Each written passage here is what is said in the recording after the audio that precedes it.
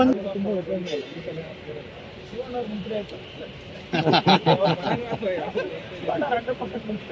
ಬರ್ತಾ ಇದ್ದಾರೆ ಸರ್, ಇನ್ನ ಅಲ್ಲೇ ಇದ್ದಾರೆ.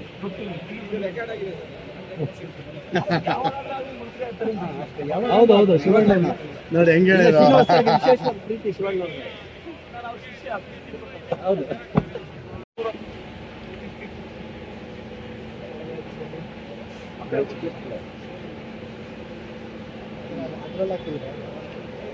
ಅದರಲ್ಲೇ ಇದಾವೆ ಅಲ್ಲ, ಅದ್ರಲ್ಲಿ ಹಾಕಿದ್ರೆ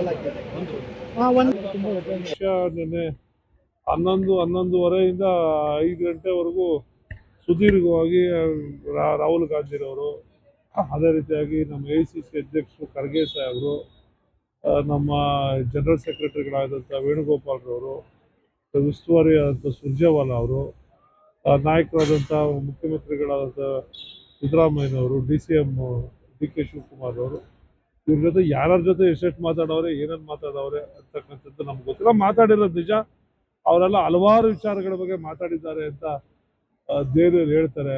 ರಾಜ್ಯಸಭಾ ವಿಚಾರವಾಗಿ, ಅದೇ ರೀತಿಯಾಗಿ ವಿಧಾನ ಪರಿಷತ್ತು ಅಭ್ಯರ್ಥಿಗಳ ಚುನಾವಣೆಯಾಗಿ, ನಾಯಕತ್ವ ಬದಲಾವಣೆ ಬಗ್ಗೆ ಕೂಡ ನಡೀತಾ ಇರ್ತಕ್ಕಂಥ ವಿಚಾರಗಳ ಬಗ್ಗೆ, ಪ್ರಸ್ತುತ ಪರಿಸ್ಥಿತಿಯ ಬಗ್ಗೆ ಸಾಕಷ್ಟು ಸುದೀರ್ಘವಾಗಿ ಮಾಡಿದ್ದಾರೆ. ಕೆಲವು ತೀರ್ಮಾನಗಳನ್ನು ತೆಗೆದುಕೊಂಡಿದ್ದಾರೆ ಅಂತಕ್ಕಂಥದ್ದು ಹೇಳ್ತಾರೆ. ಯಾರ್ಯಾರು ನಾಯಕರುಗಳು ಯಾರ್ಯಾರಿಗೆ ಏನೇನು ಸೂಚನೆ ಕೊಟ್ಟಿದ್ದಾರೋ, ಯಾರು ನಾಯಕರುಗಳು ನಮ್ಮ ಹತ್ರ ಯಾರು ನಮಗೇನು ಹೇಳಿಲ್ಲ. ಗೊತ್ತಾಗ್ಬೋದು, ನನಗೆ ಅದ್ರ ಬಗ್ಗೆ ಸರಿಯಾದ ಮಾಹಿತಿ ಇಲ್ಲ. ಏನಾದ್ರು ಮಾಹಿತಿ ಗೊತ್ತಿದ್ರೆ, ವಿಚಾರ ಗೊತ್ತಿದ್ರೆ ಇಬ್ರಿಗೆ ನನ್ನ ಪ್ರಕಾರ ಅಲ್ಲ, ಏನಾದ್ರು ವಿಚಾರ ಗೊತ್ತಿದ್ರೆ ಅದು ಮುಖ್ಯಮಂತ್ರಿಗಳಾಗಿರ್ತಕ್ಕಂಥ ಸಿದ್ದರಾಮಯ್ಯನವ್ರಿಗೆ ಮತ್ತು ಉಪಮುಖ್ಯಮಂತ್ರಿಗಳಾಗಿರ್ತಕ್ಕಂಥ DK ಶಿವಕುಮಾರ್ ಅವ್ರಿಗೆ ಸ್ಪಷ್ಟವಾದಂಥ ಮಾಹಿತಿ ಅವ್ರಿಗೆ ಇರ್ಬೋದೇನೋ.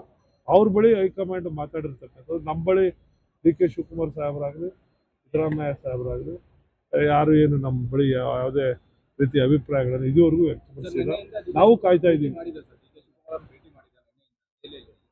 ನಾನು ಭೇಟಿ ಮಾಡಿದ್ದೆ ಸಾಯಂಕಾಲ ಸಿಕ್ಕಿದ್ರು, ಬಟ್ ಅವ್ರೇನು ನಮ್ಮನ್ನ ಯಾವುದೇ ಮಾಹಿತಿ ಕೊಡಲಿಲ್ಲ. ಅವ್ರ ಪಡೆದವರು ಏನೋ ಬೇರೆ ಕಾರ್ಯನಿಮಿತ್ತ